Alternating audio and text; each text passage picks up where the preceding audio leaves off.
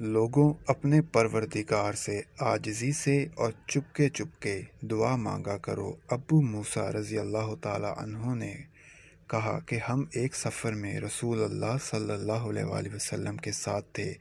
جب ہم کسی وادی سے اترتے تو لا الہ الا اللہ اور اللہ اکبر کہتے اور ہماری آوازیں بلند ہو جاتی۔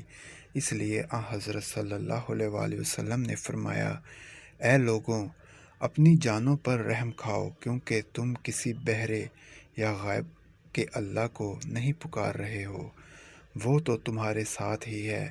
بے شک وہ سننے والا اور تم سے بہت قریب ہے، برکتوں والا ہے۔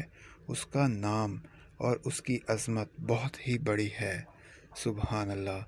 مزید احادیث واقعات سننے کے لیے ہمارے چینل کو سبسکرائب کریں اور بیل آئیکن کا بٹن ضرور پریس کریں۔